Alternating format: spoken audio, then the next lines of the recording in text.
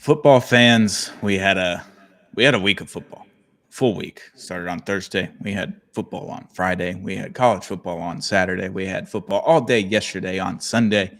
Welcome to Play Action Takes, Apollo Media's NFL podcast brought to you by Zing Zang, America's #1 Bloody Mary Mix. And shout out to Big City Wings, Houston's Wing Joint, Paul's Wing Joint. If you didn't watch football there at Big City Wings on Sunday, do it this Sunday. They got all the games. They got the best wings in town. They got great burgers, great people, great drinks over at Big City Wings. I'm your host, Tony Strankman, joined always by Kush Patel. How are we doing, brother? We're doing great. One of your teams won, the other one not so much. For me, both of my teams lost, so it's a great a great start to football September all around, right? Yeah, I had the highest of highs that I've had in 5 years with my college on Saturday, so that was tremendous. It was like 10:30 p.m. I don't think I fell asleep till 1 in the morning. I was watching highlights of that incessantly, and then I looked at the clock and I was like, you know what? Got a big day tomorrow. Got 12 hours till game time. Maybe I should hit the hay, get ready for NFL Sunday. I was excited, but not like thrilled about week one going into it. I had all my transgressions about this team heading into the season. I was worried about this team, and they proved me right. They're bad. But we're going to get into that. So we broke this up into three categories: the biggest questions of the week, surprise teams of the week, and games of the week. Game of the week. So we got a lot to talk about. Do you want to? Let's just start it off with your team. The Texans lost 14-9 in LA. We thought it was going to be a close game. It was. We thought that the offense might be better this year. They weren't. It's game one. I understand that you went across the country to LA. It's a little bit different. Walk me through your thoughts as a Texans fan, what you saw during the game. I had it on Red Zone. I didn't put a game on the big TV. I just put Red Zone on in the afternoon because I was just so upset that I didn't want to dial in on a game. So I didn't catch a lot of the nuances of this game, the sacks and all that kind of stuff. What's up, Junior? In the chat, hit the chat up if you want us to talk about certain other things throughout this podcast. But Kush, walk us through the Texans on Sunday. I can't say a lot because I had it on Red Zone. So this game kind of went how I expected it to go. I mean, I thought we would score more than 9 points, Yeah. but I thought it was going to be close. I thought it was going to be a defensive game. I thought both of the offensive lines were going to struggle with both of the defensive lines. That's kind of what happened. But I did not expect Nico Collins to have 3 catches for 25 yards. Yeah, That's not something I expected. And then on the other side, Puka Nakua, this guy is a stud, man. There was a play where we hit him so hard he started bleeding, goes out of the game, comes back in, you know, puts up 10 catches for like 130 yards. Every time they throw it to him, he catches it, makes a play. And I was like, man, I don't know how. We talked about this in our NFC West episode. I don't know how teams are going to defend both Puka and Devontae Adams the rest of the season. Yeah, the Devontae Adams addition was huge for Matt Stafford, like just having an extra person to throw the ball to outside of the corpse of Cooper Kupp that we saw on Sunday as well, like kind of just not there. Junior said there's one Texas team that looked better than the other, but I won't say which. Yeah, the Cowboys looked good in the first half. A fumble and a lightning delay kind of screwed you guys over. So Yeah, they did. that was tough. Dak played really well. That's my guy, Mississippi State. So the Cowboys aren't dead, not yet. So we'll keep waiting on them. But the Texans' offense looked a lot like it did last year. Offensive line problems, C.J. Stroud not being able to distribute the ball because of said offensive line problems. You're not able to run the ball very well. Nick Chubb, who from insiders that we know was kind of like on the cusp of just not making the team. They kind of just brought him in as a body. I thought Nick Chubb played well, like for what they asked him to do. I thought he played well, 60 yards rushing. Like he got a couple big runs. Yeah, 13 carries. Like for someone that we didn't think was going to be capable of playing week one and also on the cusp of getting cut in training camp and preseason, that's a good debut. If that's what you're getting out of Nick Chubb this season, you'll take that, especially if Joe Mixon's able to come off the pup after week 4. If you can get anything out of Woody Marks, that'd be great. But the offensive line and C.J. Stroud just not able to get it together. Under 200 yards and an interception. But the biggest thing from the Texans is that the defensive line and the defense as a whole is still really good. 14 points against a Rams team that has Devontae Adams and Cooper Kupp and Kyron Williams. Like, you'll take that. You just needed your offense to do something, and they couldn't. Is that a credit to the Rams defense? Maybe. Is that a discredit to the Texans offensive line? Maybe. We don't know. It's week 1 still.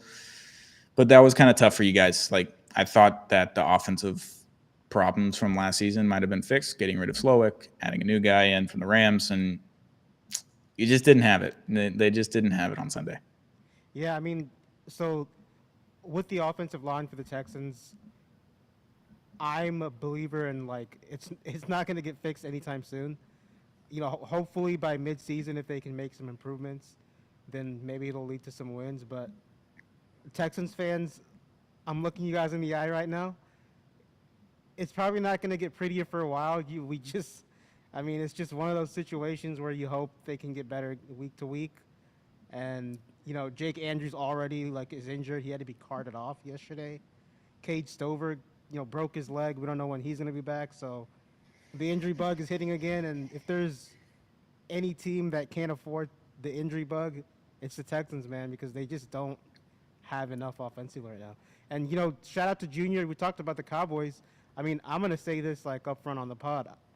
I think the Cowboys, when you look at what the Cowboys offense did and what we did, the Cowboys offense was way better than us, honestly. Yeah, and I guess we can talk about it. We didn't write it on show notes. I forgot that we hadn't talked about it yet because we recorded on Thursday before the game. But the Cowboys looked really good in the first half. They scored on the first 4 possessions, I believe, 20 points. And then they're all the way down in, first and goal inside the 10. And then they have a fumble. And then you get a lightning delay. And then the game's just out of whack after that. And it just is kind of gross. But Dak delivered a few hospital balls, but perfect balls as well. He had that one to the tight end in the end zone. He got lit up. He could have just caught it and still got lit up, but took his eyes off the ball, bobbled it a little bit, didn't have a chance there. CeeDee Lamb had a few really big drops, leads the league in NFL drops, I believe, over the last 3 seasons. Not good, 35 drops. Especially in that, like the diving catch is one thing. If you're not going to catch that, that's okay. I can understand that one. That's a tough play to make. But the other one that just hits you right in the hands on the cross is like, that's a tough one to drop, especially when you're not getting lit up in that situation. You just drop that one straight up. There's a guy coming, but he didn't light you up, all that kind of stuff.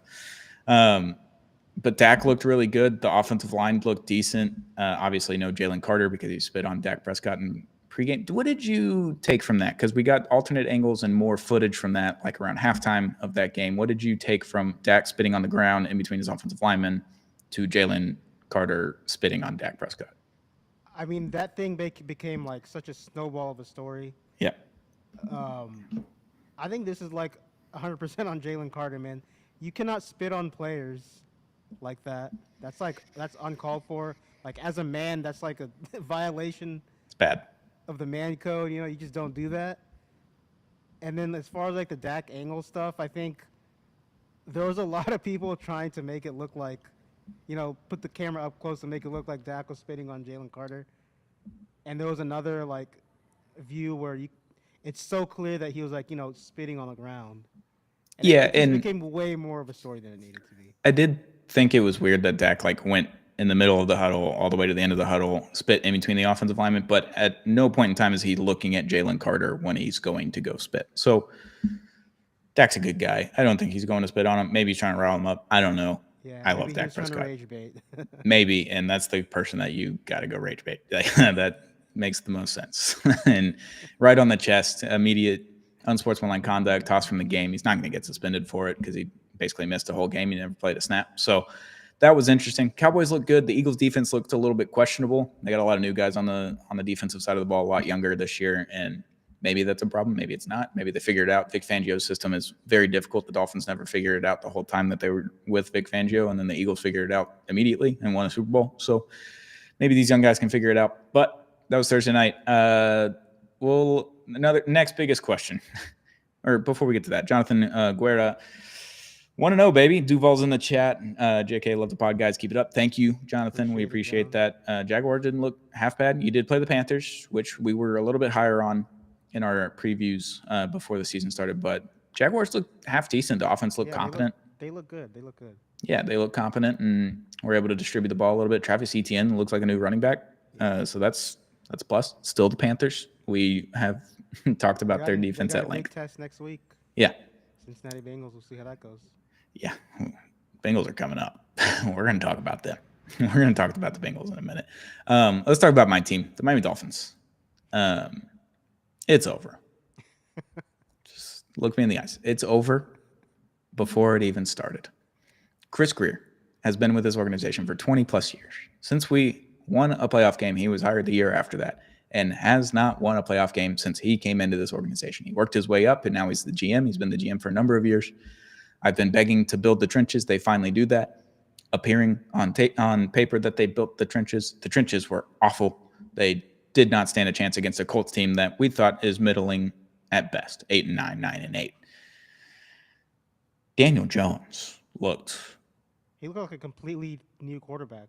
I've never seen incredible. this Daniel Jones before. No, like even that year with the Giants when they went to the playoffs, like he just kind of just did enough for that team to win games. And he balled out against the Dolphins team that has no secondary at all except for Minka Fitzpatrick. And Minka Fitzpatrick, as good as he is, he cannot cover 5 guys. Just can't. The defensive line was supposed to be the strong suit of this game. We had 1 sack, and it was kind of you actually had coverage for once, and they were able to get to the quarterback. No pressure, no run defense. Willie Gay, standout during the preseason and training camp, didn't get 1 single defensive snap. What? And Tua Tagovailoa. I know too many things about Tua. I'm not going to say them on this podcast, but I know so many things about this guy, and it makes me so frustrated when I hear about his offseason doings that it's not working. You put on weight, and you played 17 games a couple years ago because you put on weight. This year he puts on the weight. He loses the weight again. He got obliterated because Devon Achane missed a few blocks. Like, that's a problem. Offensive line immediately hurt on like the first play of the game. Not good. You lost your starting corner, Storm Duck, for multiple weeks. Both of those guys gone immediately. Your best corner that you have left on this roster, who was not good last year, by the way, is now gone.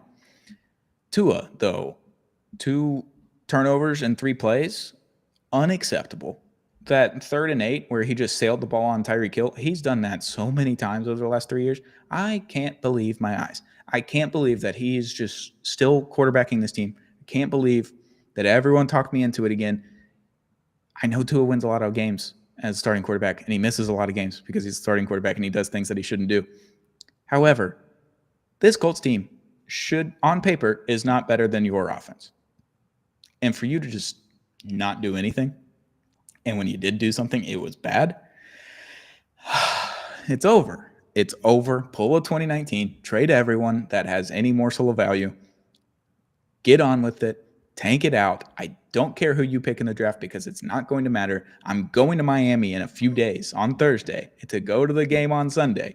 And I can't wait to be in Miami, but I can wait forever to go back to Hard Rock. I don't want to go. It's a whiteout. I'm probably wearing black. I'm probably not wearing Dolphins gear. I'm going to be upset, angry, like I was when I went to the 49ers game at the end of last season, where I was just pissed off at this team and I did not wear colors and I did not wear the team gear walking into that stadium. And I wasn't even particularly happy when they blew out the 49ers. If that happens again next week, where Tua's never lost to the Patriots, mind you, ever in his career, if he does that again and he wins, I don't know if I'm going to be happy. I don't know if I could be happy with this team. I just don't know. No, after listening you go on the rant, I want to go on the other side, the Colts. I mean, They look great. I didn't see this type of performance coming at all. I mean, I actually picked the Dolphins to win. I thought, I didn't think Daniel Jones was going to play that well. I thought Miami was going to play way better. And, all the other AFC South teams, like Tennessee, who we'll talk about later, they're getting better. Jacksonville's getting better. Indianapolis looks like they're getting better.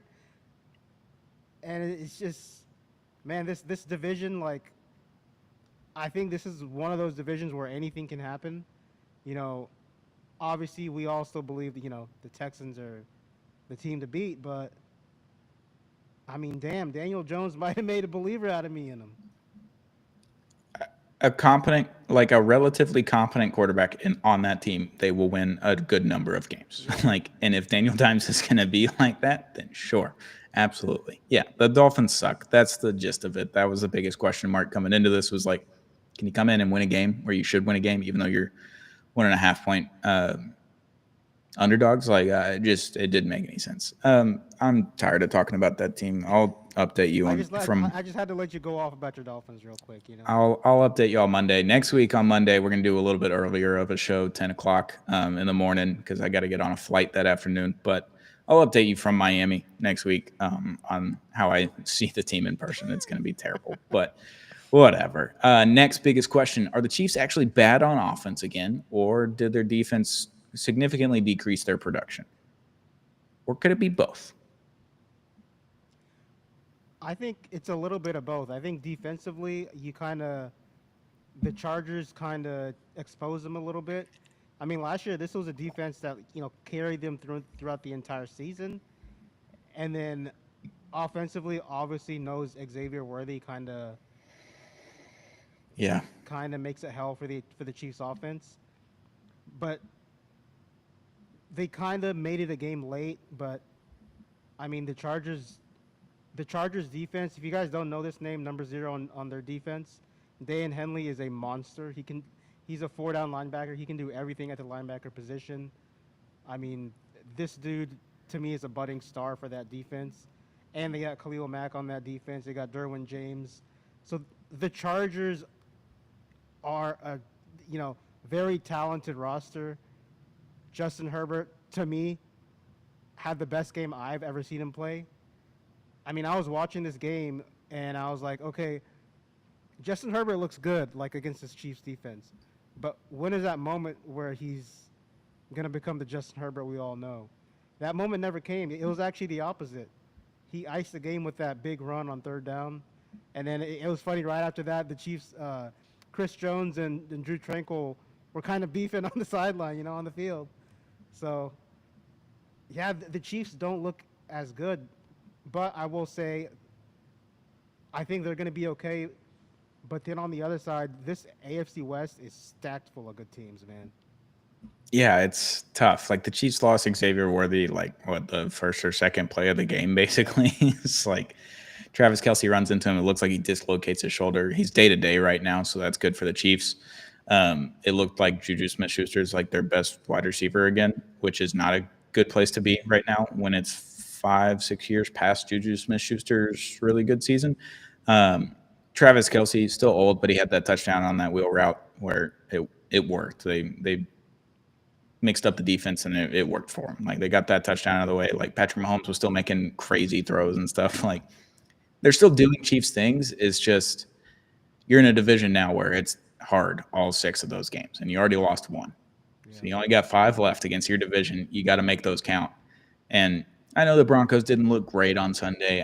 I know, but the Raiders, they looked like competent against a Patriots team, which we don't know if is good or not. But that's not an easy division, especially if the Chargers are going to be able to air it out like that, and Quentin Johnston is going to be able to like be a fantasy hero and score 2 touchdowns a game now. Like that was insane. That was a crazy predicament that they ran into. So it looked like their offense is kind of the same as it was last year. We'll see when they get Xavier Worthy back if it helps out there.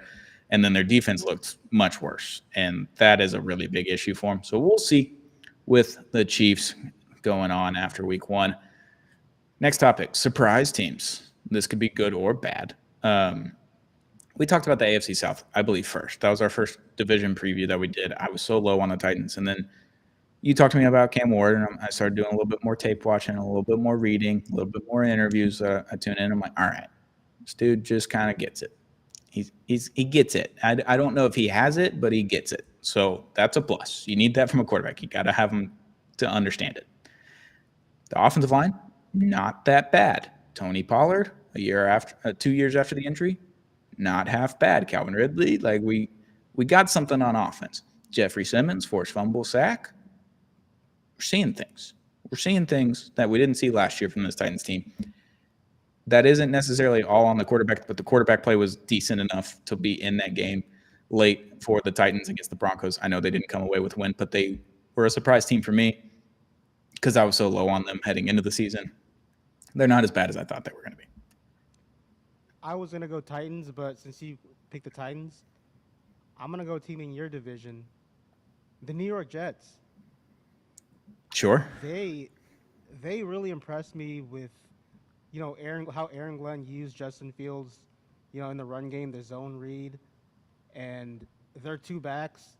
This team is going to be really good running the football, and the way they were kind of able to go toe to toe with Aaron Rodgers and the Steelers, which is another guy. We talk about surprises. Aaron Rodgers looked like 2021 Aaron Rodgers, where he was just making ridiculous throws. He looked 10 years younger, and for the Jets to, they had a sizable lead on them, but they kind of gave up the lead and they ended up losing the game. But I think this team is going to be around for the entire season. They're going to, stay afloat in that division um, with Buffalo. I actually picked them to finish second in division. I think that's how good they're going to be. But I think Yeah, it just kind of goes to show that a change of scenery can like fix a whole lot of things when it comes to like players. yeah, Justin and Fields and Aaron Rodgers, both of them. the thing with Pittsburgh is like their defense has always been really good. They're really well coached and all that kind of stuff. Justin Fields, 16 of 22, 218 yards and a touchdown, pretty good, almost 10 yards per pass there. That's big. That's good stuff. He got 12 carries for 48 yards and 2 touchdowns. Like he's very elusive. He was able to scramble. They had designed runs for him. Like he did really well. Brees Hall had 19 for 107. Braylon Allen only got 6 carries, but he got the touchdown from 9 yards out basically. So he had 5 carries for nothing.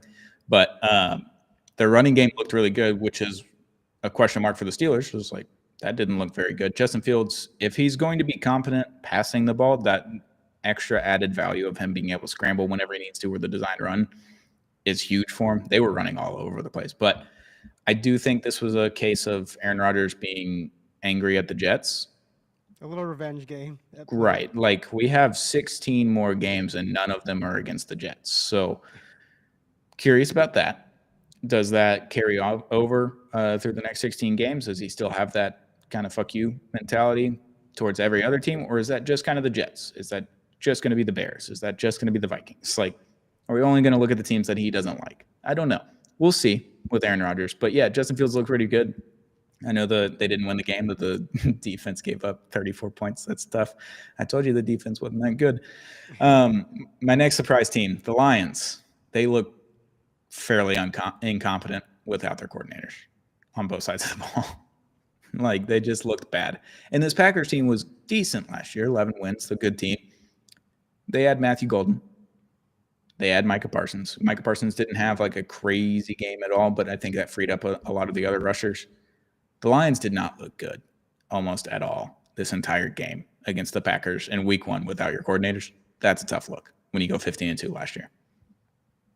Yeah, on the Lions, like I think it's such a good example of your coordinators leaving, and I think you kind of saw an effect of that in this game. Like Jared Goff didn't look the same. Their offense, like the way they were innovative the past couple of years on offense, we didn't really see a whole lot of that in this game. You know, but it is like new coordinators, so it might take a couple games for them to figure it out on offense. But that team is talented enough to, come back from this loss and then just go back to being the old Lions. And that division is going to be tough again this year too. Yeah, the thing I took away from it is that they couldn't really run the ball, and with the Packers trading, what's his name? Kenny Grant, is that his name? Kenny Clark. Grant Clark, same thing. Kenny Clark, obviously a good run stopper, maybe past his prime a little bit. He looked really good for the Cowboys when he was on the field. They averaged like 2.2 yards per carry. When he was off the field, they averaged 6.6 yards per carry.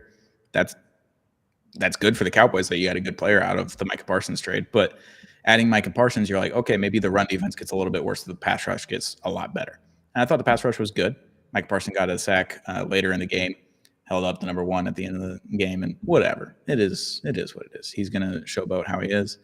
But their run defense was really good. Jahmyr Gibbs, David Montgomery couldn't really get a whole lot going throughout the rest of the whole game, and thought that's a really big issue because last year they were able to just throw out those two guys and just run for 150 plus yards every game and look really good on running the ball, which frees up the passing game. They couldn't get the running game going, which means the passing game couldn't get going. Amon-Ra St. Brown was still really good. They were able to get some plays because they're playing down the whole time. So the Lions looked interesting. We'll have to keep seeing. It's week 1. I know there's not a lot of – I'm going to overreact to the Dolphins. I'm going to do that. But every other team, I'll be like, all right, it's week 1. Can you fix your mistakes and go on from there? We'll see with the Lions. And the last surprise team in this category, the Bengals. Second straight year, week 1, stinker.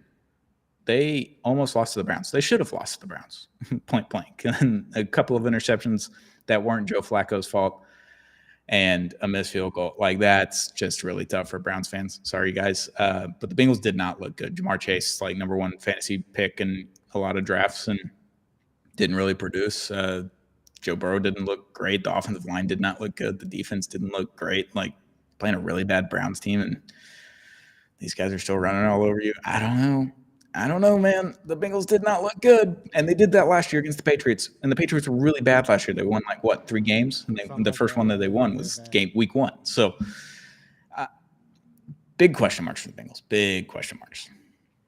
For me, my last surprise team, in a positive way, I'm going to go with the Dallas Cowboys. I mean, everybody really thought, like, they were just going to get their doors blown off against the Eagles, defending champ night. But I think, I'm going to give Coach Schottenheimer a lot of credit just because on offense, the way that he was able to run the ball. I mean, I know Jalen Carter kind of, had a lot to do with that, but I think people have to remember before the spitting incident, Schottenheimer kind of had to change his game plan of how he was going to attack that defense. And they ran the ball up the middle so well. They found different ways to run the ball. They did it out of, different formations. And to me, one of the most impressive parts of that game for the Cowboys was just Dak's leadership and his, like, ability pre and post snap to just adjust to what the defense was doing. And he played really, really well. He didn't turn the ball over. They lost the game, but I think Cowboys fans should be very optimistic about 2025. I think the Cowboys are going to surprise a lot of people this year. Yeah, I went and picked up food from my favorite Tex-Mex spot here in Dallas, so everybody's Cowboys fans here. I'm in the minority. There's very few. The hostess there, Mariah, she's a big Eagles fan, so she talks a lot of shit in that place. Everybody's Cowboys fan. She's an Eagles fan, so she talks a lot of shit. But I was talking to my buddy, and he was like, "So what did you think about the Cowboys?" I was like, "Thought they were, like, good. Like, I didn't think they were bad. The defense was a problem. Like, Jalen Hurts being able to scramble whenever he wanted, no QB spy, that kind of stuff was a bit of a problem. Stopping the run, bit of a problem. But when Kenny Clark was on the field, they were really good at stopping the run. But he can't play every down. He's not that player anymore. He's a little bit older. You got to fix that. And then if you don't have that turnover, it's 23-24 maybe, or maybe 27-24. Like, they probably scored there. They couldn't stop the run. The Eagles couldn't. That Miles Sanders broke off that giant run, and then he gets the ball right after that. I was like, why did you put him right back in? He just ran for 50 yards. Like, you got 3 running backs, run another guy out there. Like, I didn't understand that play, keeping Miles Sanders in right after he was gassed from that run, because got chased down by a linebacker. Running backs usually don't get chased down by linebackers. So that was tough. A lot of Cowboys fans were like, Jaden Blue wouldn't have gotten ran down. Why is he not playing? I get it. He's a rookie. We'll figure that out. Javonte Williams looked really good. Dak Prescott looked really good. Hospital balls, I know. He'll do that 3 times a game. He's going to continue to do that. But he put the ball in the right places. He put the ball in a place where the receiver had a chance to make a play. CD Lamb let him down a little bit. I saw someone say that it was on Dak that they lost that game, and I was like, Yeah, I don't know about that. I didn't see that. I thought Dak put them in the best spots possible. Them in position, but I mean, damn, CD's got to catch some of those balls, man. CD's got to catch those balls. That tight end's got to catch that in the end zone.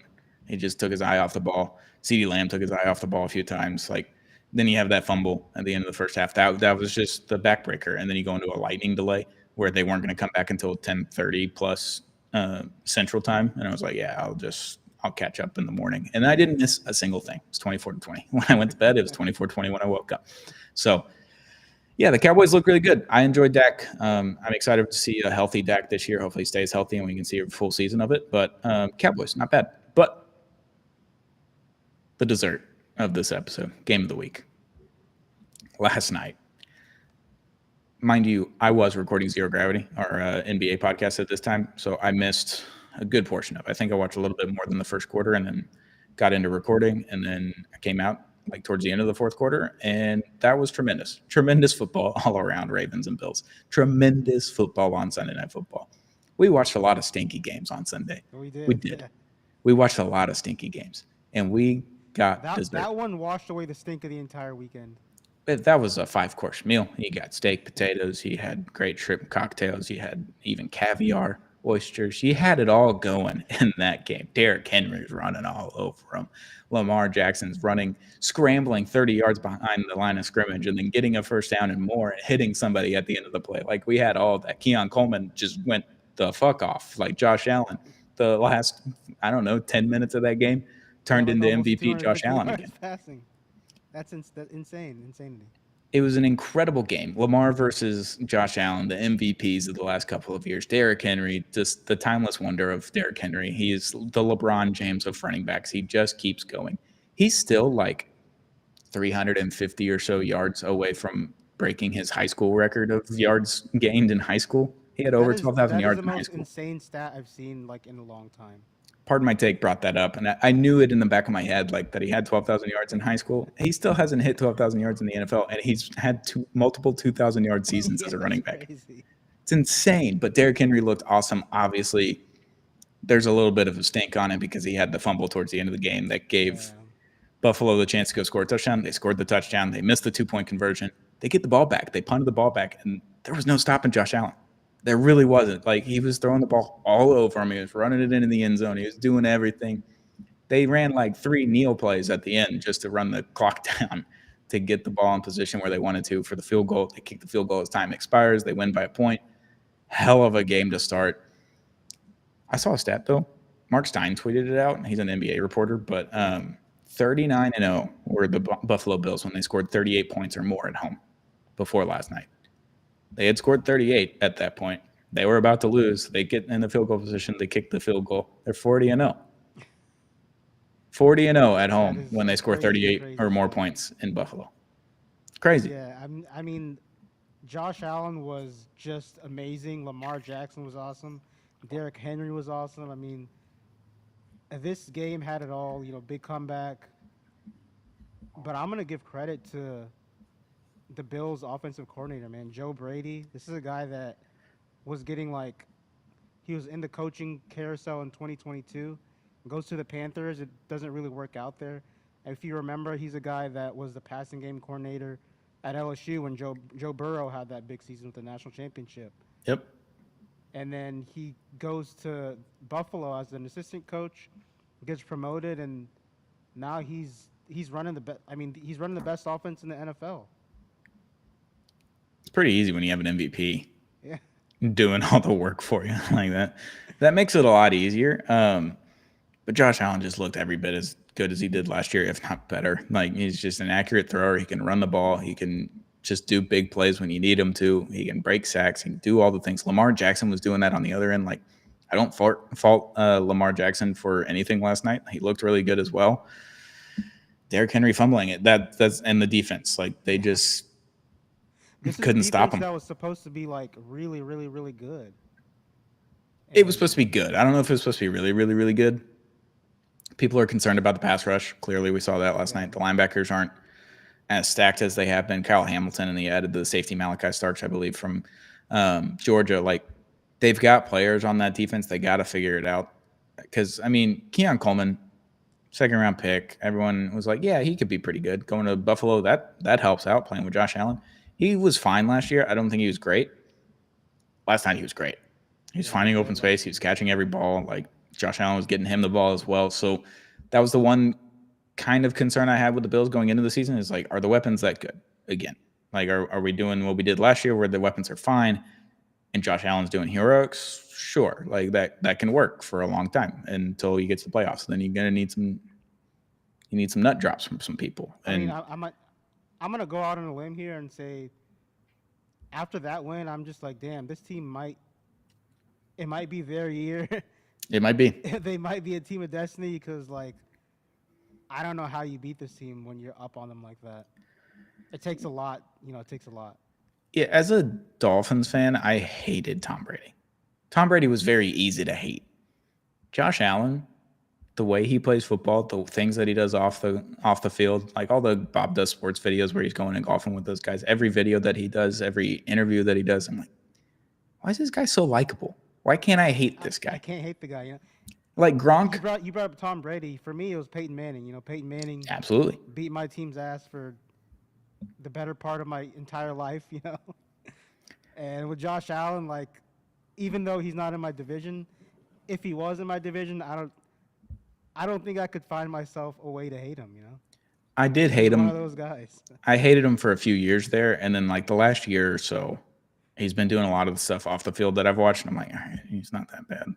He's like, damn, why you make it so hard? Kind of like him. Like Gronk was the one Patriot throughout all the years of the Patriots dynasty that I was like, man, I love that guy. That guy's sick. I'm not gonna say I love Josh Allen, but I like him. Great player. He's a hell of a player. He does all the stuff off the field too that makes him a lot more likable. He's a hell of a player. But yeah, Bills Ravens game of the week might be game of the year in week 1. That's a tough thing to have in week 1. I hope it's not game of the year because that was tremendous. I hope we get more of those throughout the season. But I mean, I'm having a hard time. Like, I'm kind of thinking going back like the past decade. Have we had a better Rams regular Chiefs season game than that? Rams Chiefs Monday Night Football in That Mexico. one was really good. That one was really good. That is the one, bar none. I think Eagles Bills last season. Was it last season? That one was really good too. That one was tremendous. We've had a number of them over the years, but that one's up there with that Monday Night Football game, the Rams Chiefs. Yeah. Like that was I don't know tremendous. if we're gonna get one like that for the entire year. We might not, and that would suck that we got this high in week 1 with that good of football, and then we just don't get it again for another 16, 17 weeks. That would be tough, but hopefully that's not the case, and we get a few more of those. That'd be awesome. Tremendous game of the week. Kush, do you have any other games, players, teams that you want to talk about before we get out of here? Maybe Bucks Falcons. That Falcons and Bucks game was really good. It was a great game. I've been high on the Falcons. You know, they started out strong with that Bijan Robinson touchdown, and then, you know, I think Michael Penix Jr. is gonna be good for this team. Unfortunately, for me, well, I didn't start him, but no Kyle Pitts sighting. You know, He did one thing at the end of the game. he did. Wasn't a great thing, but it was a good thing. It was a thing. It was a good thing. First down. But no, yeah, like, I think obviously the Bucks are probably going to win this division, but man, the Falcons are making strides. Like, I thought their defense was pretty good. Their pass rush was pretty good. And then the other team we talked about earlier is the Titans. They have a good team. Like, they have a good team. Cam Ward is going to be good. They were in that game in the entire way through against the Denver Broncos team that they got a lot of offseason hype, kind of the way the Texans did last year in the offseason. And I don't know how you are expected to run the ball against Tavondre Sweat and Jeffrey Simmons. I mean, It's tough. those are like two skyscraper of players in the middle of that defense. And Yeah. they're tough, man. Yeah, I think Jeffrey the Titans are gonna Simmons be was good. Jeffrey Simmons was sick yesterday. I He enjoyed was watching good. him. Yeah, he was good. So I'm looking at the Bucks Falcons box score here. Michael Penix threw for 298 yards, 42 attempts, 27 completions, only 1 touchdown, 7.1 yards average. The biggest thing that sticks out on this one though is 22 carries between Algier and Bijan, only 48 yards. Basically 2.2 yards per carry, no touchdowns rushing the ball. Obviously, Bijan had 6 for 100 catching the ball. Kyle Pitts had 7 receptions for 59 yards. Wow. PPR merchant there. And then the Bucks, Baker didn't have a great game, 17 for 32, 167 yards, 5.2 average with 3 touchdowns. Like, not great. Only 1 sack for each quarterback there. Emeka Egbuka was really good, though. Egbuka was the standout of this game. Him and Bijan balled out. Egbuka just found the end zone twice, only 4 receptions, half of them go for touchdown, 67 yards. Like, obviously, if Baker's only throwing for 167, you're not going to have huge numbers there. But Mike Evans, 5 for 51, like a little over 10 yards a catch. Like, they played fine, not great, and they came away with that win, obviously with a missed field goal to send it to overtime. They didn't get that. So that helps out. You get the win. You get a game up on your division as well as a 1-0 record headed in week 2. Like, it's big for the Bucs. The Titans, obviously, they look decent, not great, but decent against a Broncos team that everyone was high on coming into the season, and you almost shocked them. Like, it was 3-3, 6-6 there for a long time, and you just couldn't get a touchdown. And you got field goals, and that's kind of the way the cookie crumbles when you're not a great team playing against a good team. So maybe there's something there for the Titans. Titans are going to be one of those teams where they're going to be a tough out for everybody. They might not win a whole lot of games, but it's going to be they make it tough to face them. Like, if you want to beat them, like, you're going to have to be on top of your game to beat them. Yeah, Cam Ward looked pretty good. Considering all the circumstances of his roster versus the Broncos defense last year, which was one of the best in the NFL. Yeah, I thought it was a fun week 1. There was a lot of stinkers, basically, in week 1, and that's kind of matchup dependent. That's also week 1 jitters and people not knowing what's going on yet on offense or defense. Like, you can get stinkers that way, but we get Bills-Ravens. And then tonight, Minnesota, Chicago should be fun. I hope Chicago's a little bit better than they were last year, but it should be a fun game. Yeah, my week for picks did not really go as planned. Yeah, me either. I think I'm like 5-10 or something like that. Hopefully, the Vikings can get me to 6, but it wasn't a great week for me picking these games. I didn't really do well in our Apollo Pick'em league that we have on Sleeper. I did not do well there. Last year, me and Josh Garcia kind of ran the table. I think Josh got me by a game at the end of the season, but yeah, not a good week 1 showing for me or my team, but hey, Mississippi State, top 15 win. Not a big deal. Not a big deal. But that'll do it for Play Action Takes this week. Week 1 was fun. Week 2, hopefully, is a lot better than it was this week. Hopefully, we can get some wins next week. I'm going to be in Miami, so you'll have. Hopefully, for both of our teams, it's a better week next week. Yeah, you'll have either a complete meltdown in Miami early on Monday morning at 10 a.m. or something like middle of the road. We'll see. We'll see where we're at in Miami with all the pineapple tequilas in my system. Can't wait for it. But that's been Play Action Take. Shout out to our sponsor, Zing Zang, America's #1 Bloody Mary mix. We love Zing Zang. It's getting a little chilly in the mornings. It is. Up here. It's been in the 60s, low 60s. I think it might be time for Bloody Marys in the morning, especially on game days. Maybe not during the week, but game days, we can get away with that. Bloody Mary mix, #1 in America. Zing Zang, Zang responsibly with them. And shout out to Big City Wings, Houston's Wing Joint, Apollo's Wing Joint. We love them. Best place to watch football on a Sunday is Big City Wings. Go watch it there. Great wings, great people, great beer over at Big City Wings, Houston's Wing Joint, Apollo's Wing Joint. Kush, thank you for joining me. Chat, everyone that tuned in, thank you for watching. Hit that subscribe button if you haven't already on our YouTube at Apollo HOU or wherever you get podcasts for Play Action Takes. Hit that subscribe button, and we'll be back later this week with another episode of Play Action Takes.